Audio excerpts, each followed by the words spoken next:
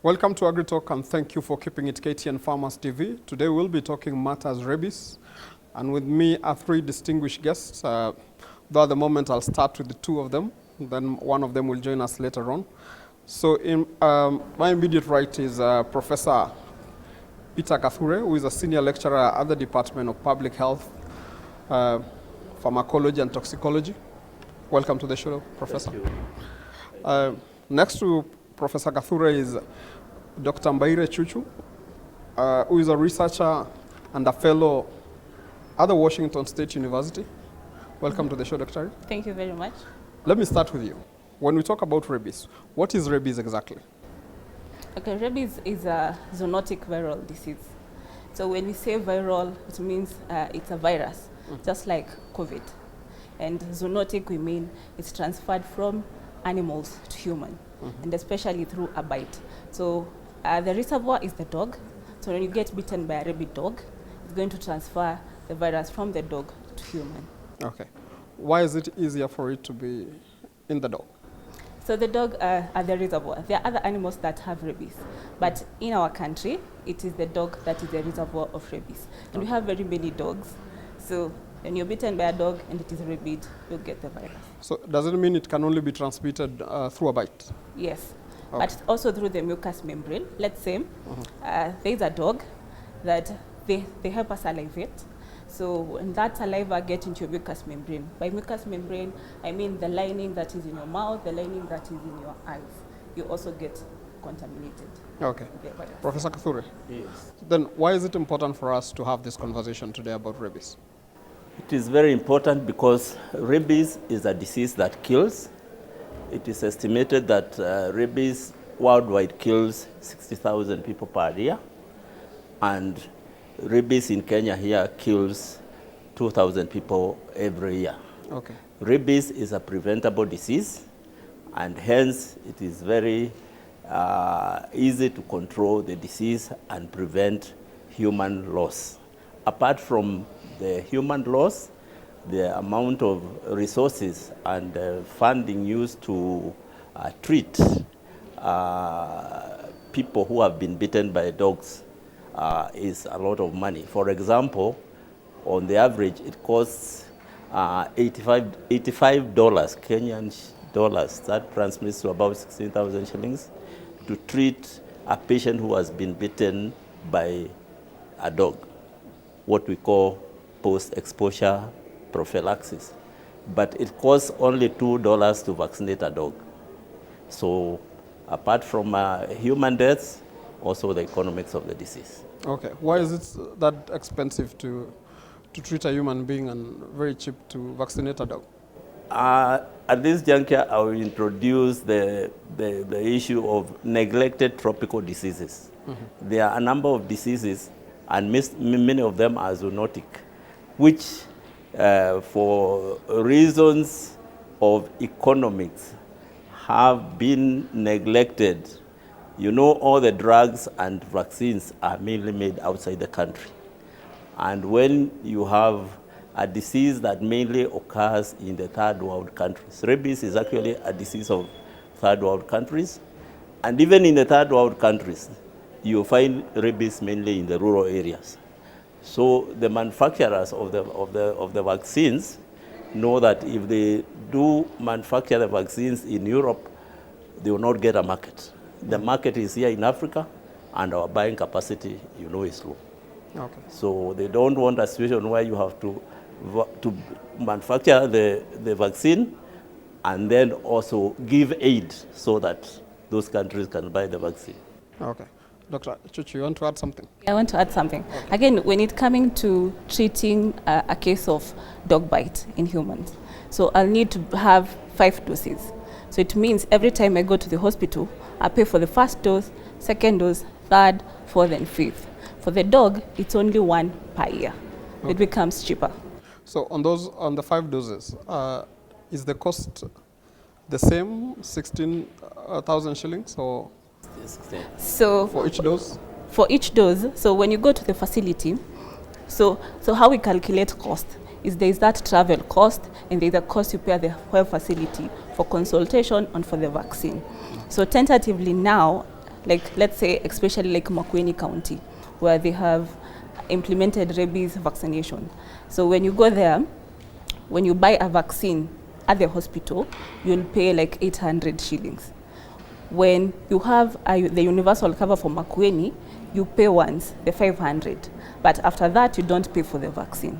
So when you go out in the chemist to buy the vaccine, that one dose, you get it from ranging from 1,000 to 2,500. When you go to buy the vaccine for the dog, it is cheaper. Yeah. Professor earlier talked about rabies being an African disease. Why is it so? Why is it mostly found in Africa and in rural Africa? It is, we say rabies is a disease of the poor. So we are poor. So it will affect us more than those that have money. They have the capabilities of implementing mass dog vaccination, because we said rabies is, the dog is the reservoir for rabies disease. So when you do mass dog vaccination and you vaccinate like 70% of the dog, it means we have herd immunity and we are able to control rabies. In Kenya, we are not able to vaccinate 70% of the dog. And those people back at home in the rural area, they have the dogs. So they are beaten. So they are beaten, they don't have money, they will be affected. So it reduces their pocket, the money in their pocket, because they are going to the hospital to pay for the vaccine. Okay. So how often should we vaccinate our dogs then? So the dogs should be vaccinated once a year. For the next 3 years, vaccinate every year for the next 3 years. And we have to reach like 70% of the dog population to control rabies in the country. Okay, Prof. Is there a particular month of the year when dogs are to be vaccinated, or I can vaccinate mine any month, any day, Yeah. as long as it's once a year? Once your puppy reaches the age of vaccination, after you give the first vaccine, then you should do that annually.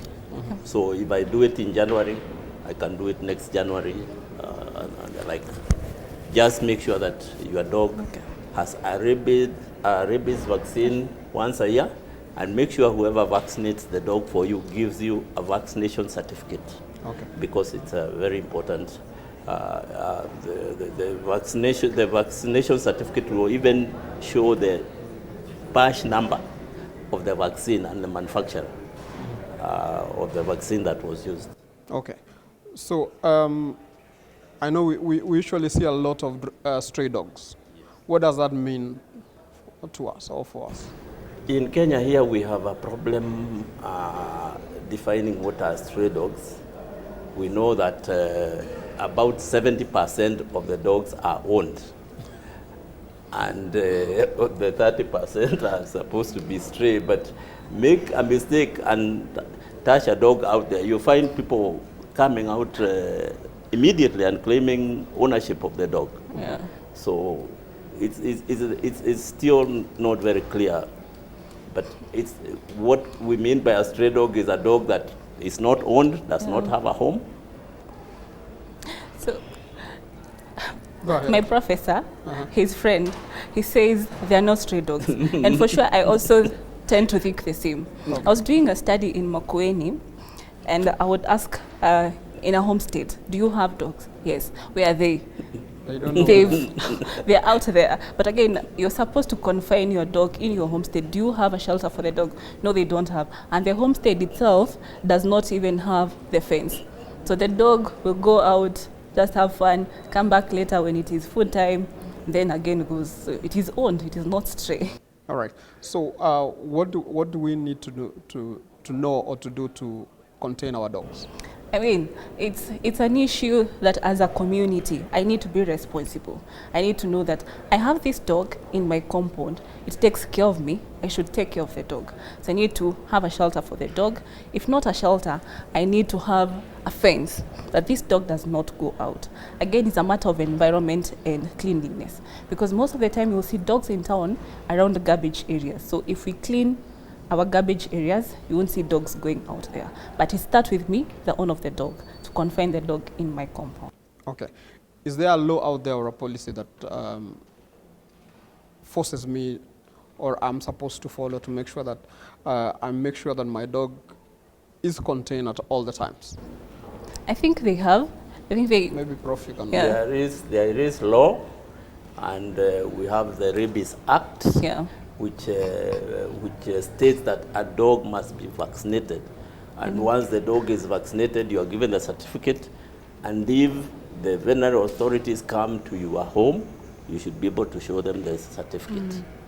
So that law is there, but enforcement.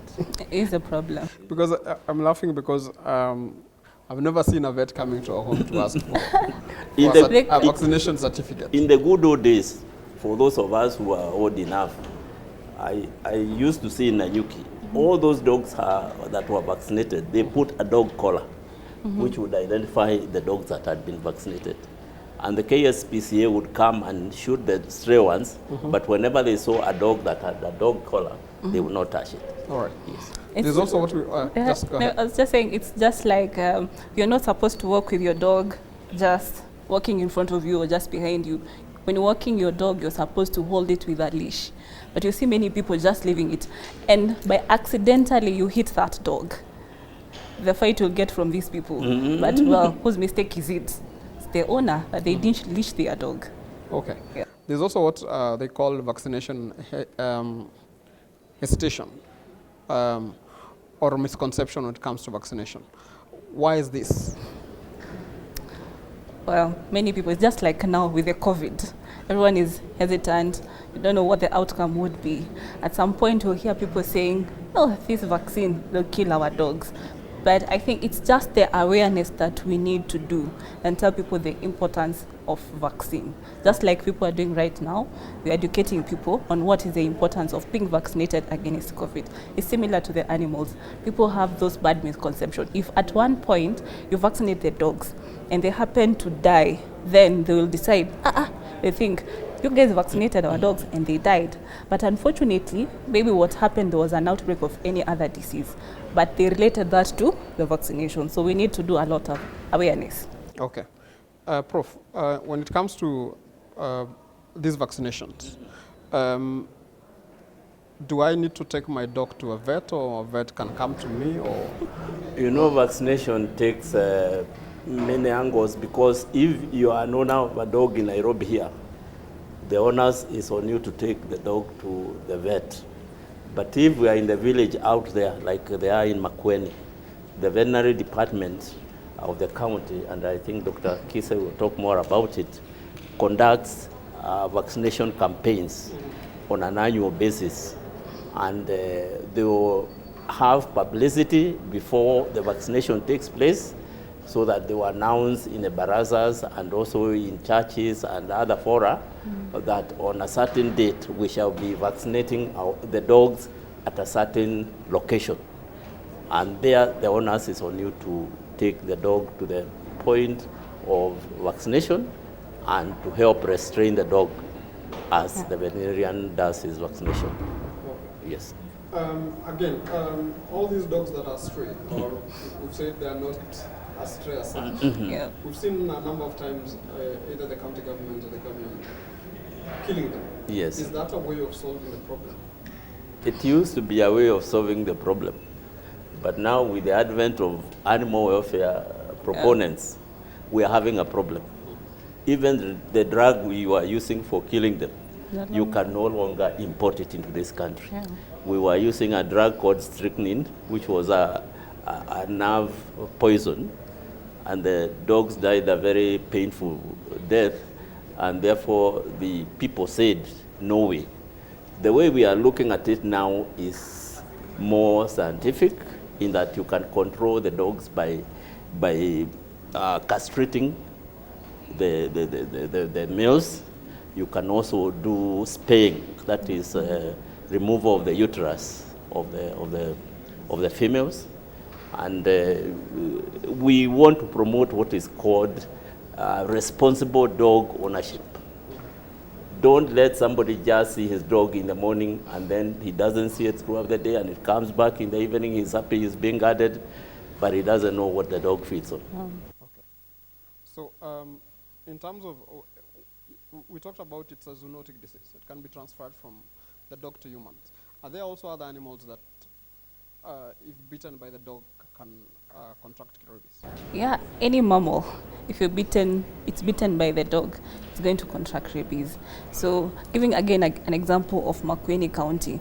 So when I was there, we were collecting samples. So we had a surveillance system where the community would call us and tell us this animal, either this dog or this cow or this sheep or this goat, is showing these signs. So signs of rabies are hypersalivation, aggressiveness, that's so abnormal.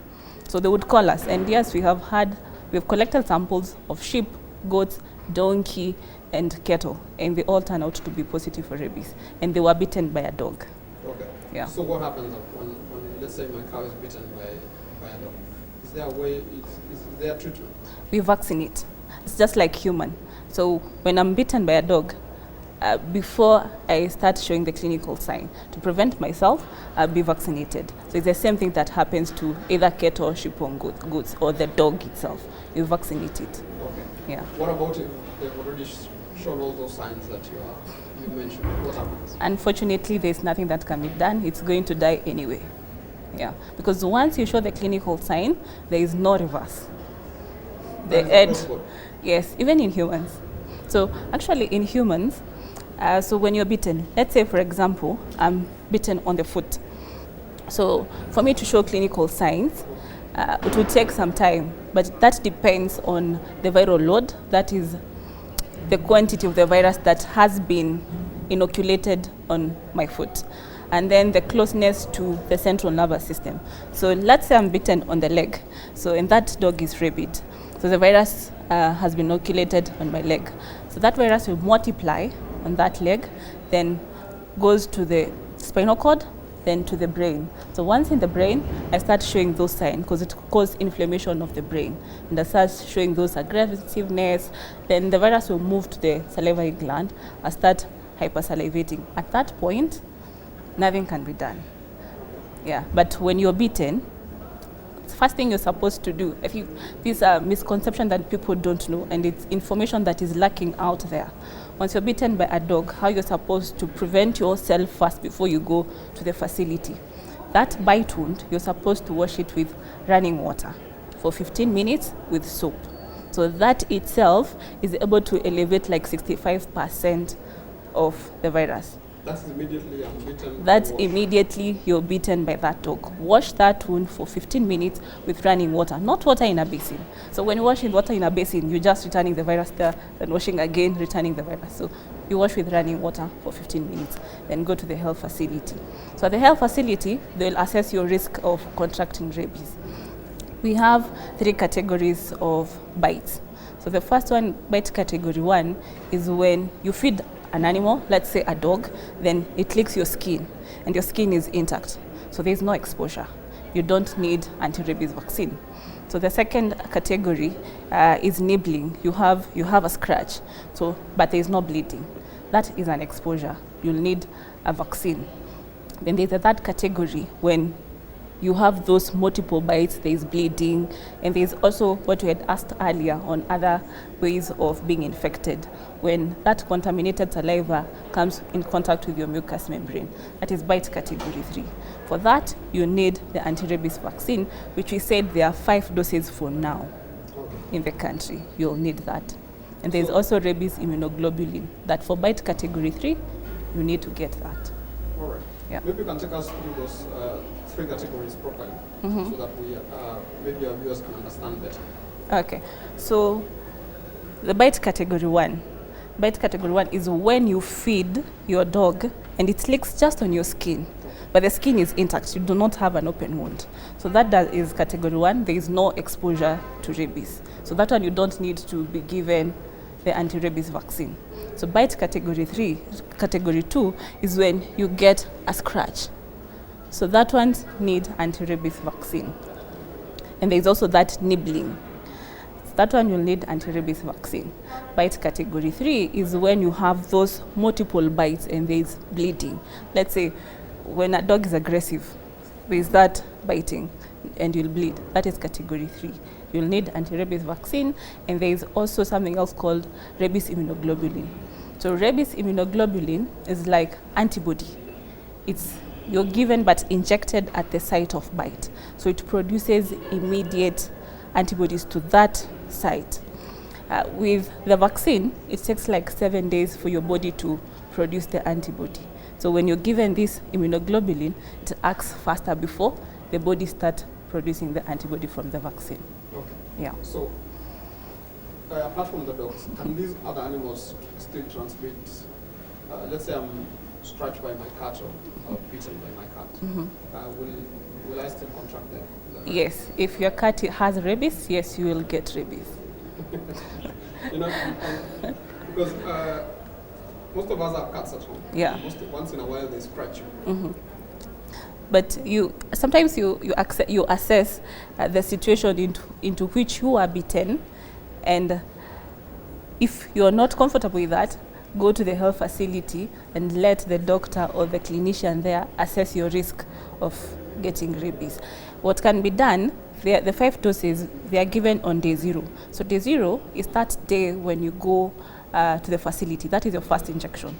Then the second injection goes on day 3. So day 0, then 1, 2, 3. Then the other one will be on day 7 and day 14 and day 28.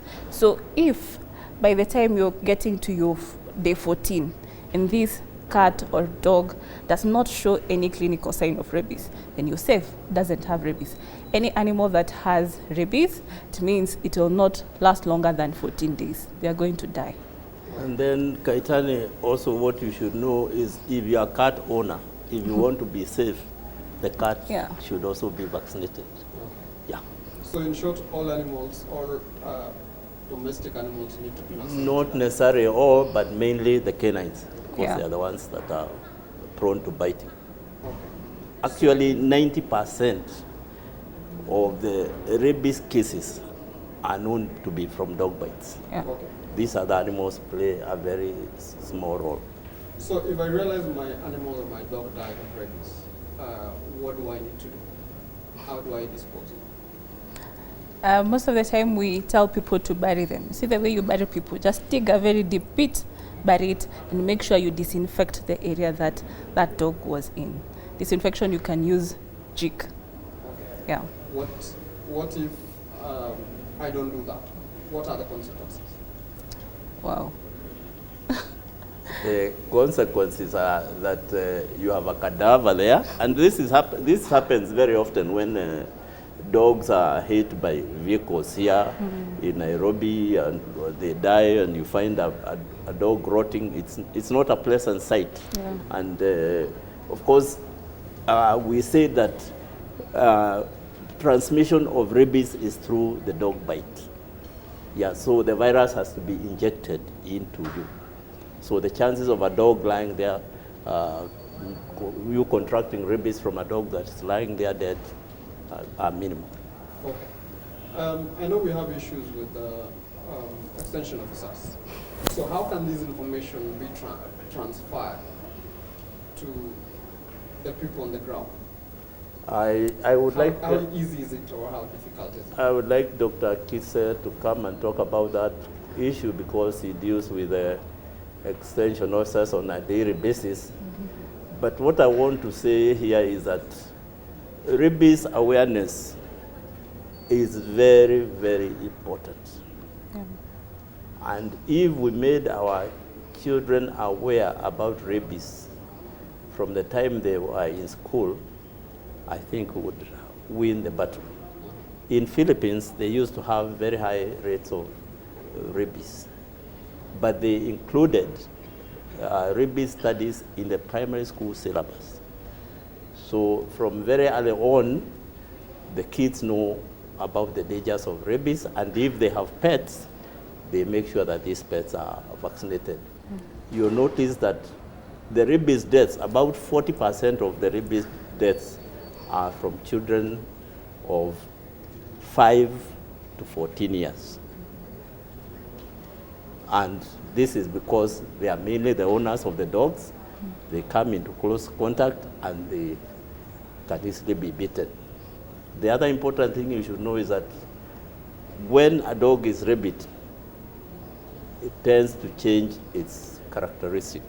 A dog that was very calm is the one that tends to run around and bite people. A dog that was very curry becomes calm. But when you go near it, it bites you. Okay.